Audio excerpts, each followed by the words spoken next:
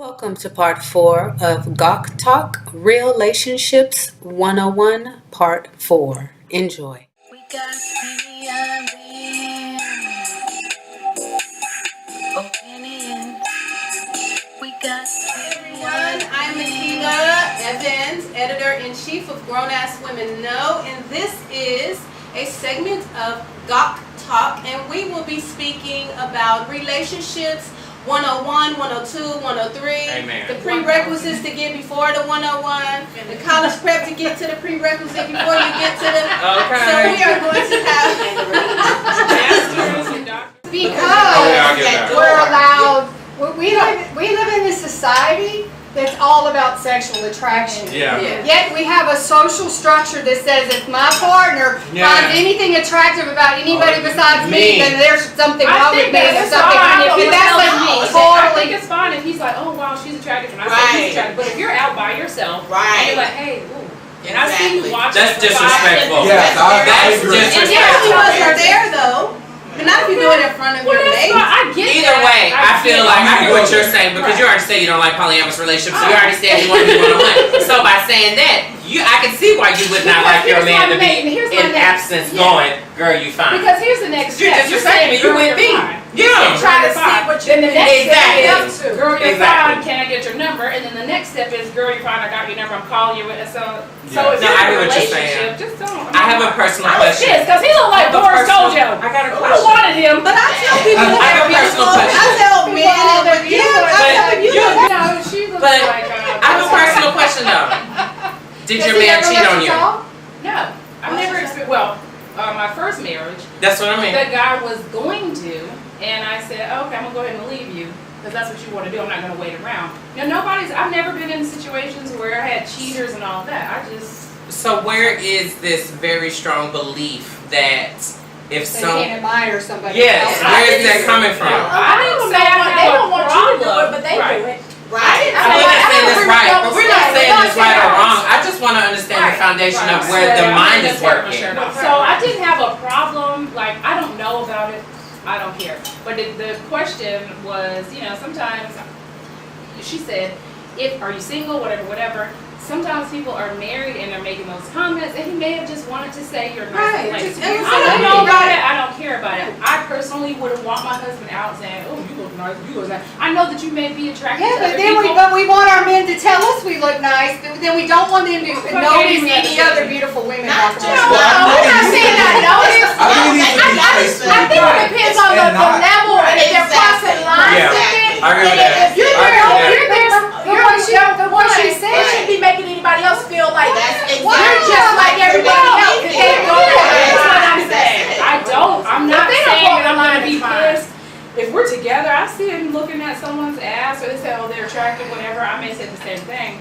I'm just saying, on a steady basis, I think you should just keep it to yourself. Why do you feel the need to approach someone and tell them if you don't intend on doing something else? Well, I can already tell you now. In the past relationships where I'm speaking of me, on me. In my past relationships, I have been the person that, in my head, complimented other people. In my head. Now I've had other partners who've been like, that dude's fine, that dude's sexy, blah blah blah. And I never even noticed the man. I do that one because I come from a family and a foundation where my father did cheat on my mother. And I watched my mother go through the depression, the awareness of someone else being with her husband. So I watched that, and I would never want to put that on anyone else. So when I'm in a relationship, I keep those type of thoughts to myself. Do I react in a negative light to my partner for noticing that? No. But to my partner, I'm oblivious. And I do that specifically to protect the sanctity of our relationship, because I never want to put in your head the inclination that I am going to cheat on you. And you could put it in mine, but I personally don't care because I'm well aware enough to know that I'm not going to feel jealous. John depends on the person you're talking about. I was going to say that. Right. Because if they have already shown that they will do things and you can't trust them, then you should that's the problem. Yeah. I ain't got nobody. That's the problem. So I think it really relates to that. Yeah, but it's not just you. We're not picking on you. It's just a really good subject to discuss. Yeah. I felt like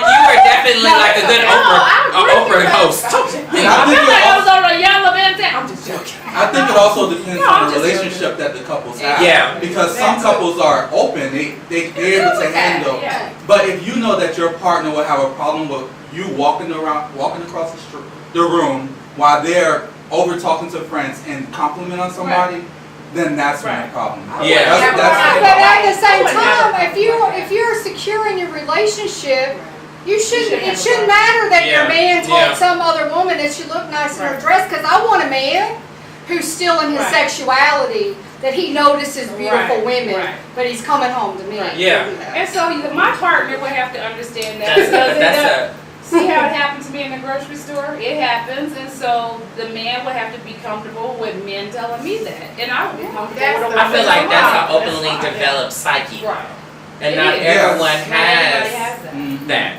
You know what I'm saying? I don't have that. I don't. I just think it's hard to establish, but it has a lot to do with being aware of thine own self. Right. And you know what else I'm aware of? I'm aware of my That's what I'm aware of.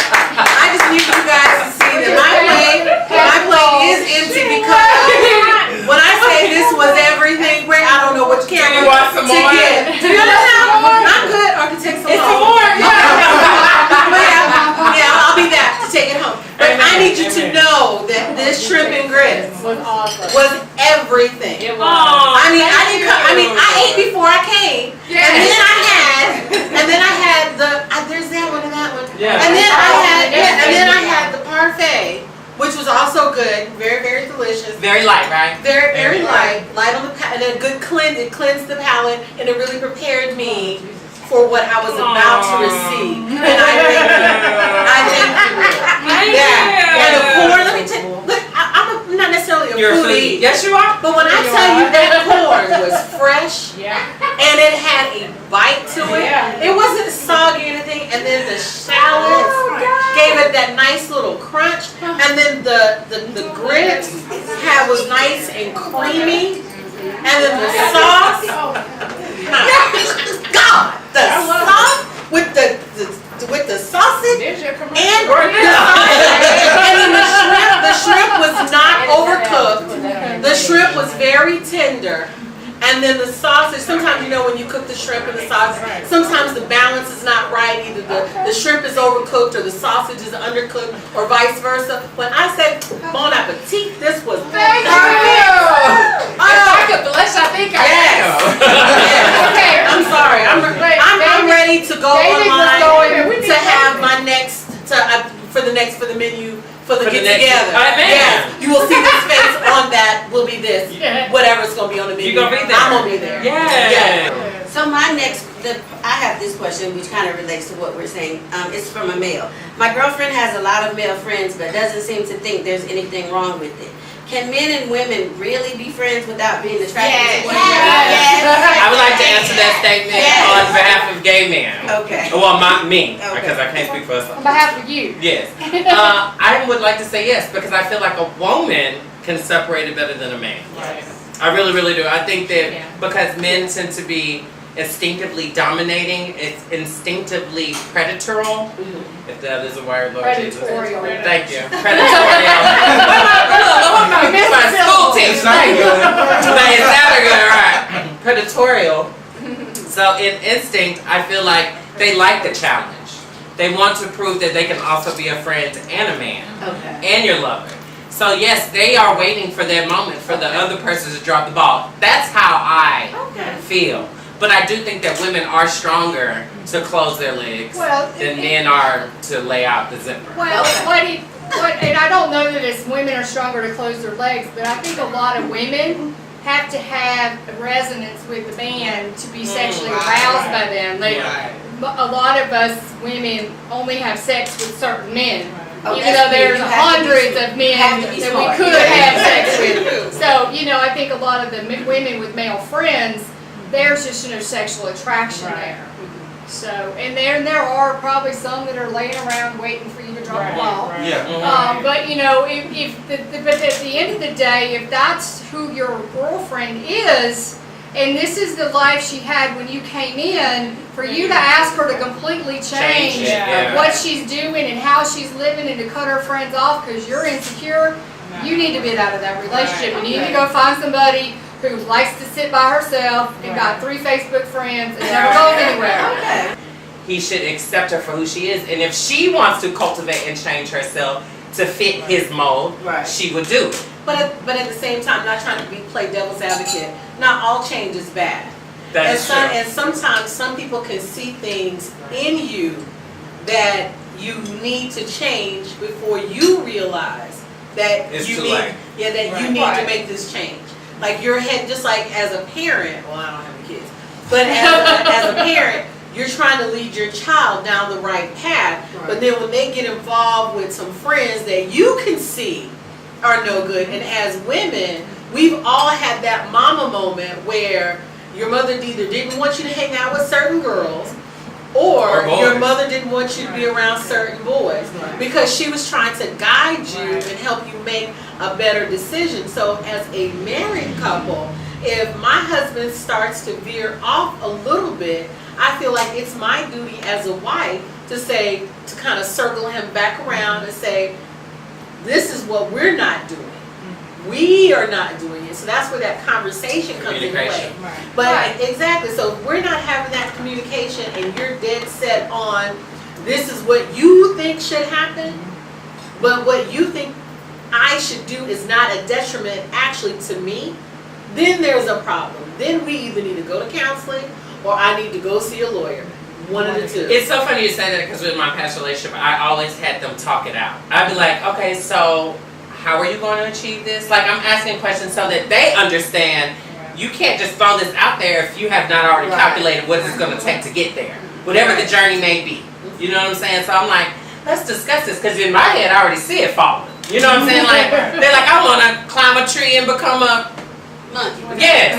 So when was the last time you climbed a tree? You know, and You know it's hot outside, right? right, yeah, so I have to ask these questions just to reel them back in. And it's not to cut off their dream of being a monkey in the tree. No. Right. It's just that if you've never shown interest in being a monkey in a tree, Right. why now? And Like, I I need to, I understand that if they've decided to make some changes, but sometimes we see things that we don't necessarily want to see. But after we get to a certain point in a relationship or marriage, then we're like, okay, really now, I've been with you for this long, but I really didn't like that, and we're not honest about that. Right. Yeah. Like, I don't like that you go out every Friday and Saturday with your girlfriend, so if we're going forward, is this something that you're going to continue and have an honest relationship, honest conversation with each other and say, hey, yeah, I'm going out with my friends every Friday and Saturday. If you don't like it, then we're probably not good for each other, but we don't do that. People Or don't don't even throw in the towel so quickly. My question would be, every other Friday? no, not even that. Why is it a problem?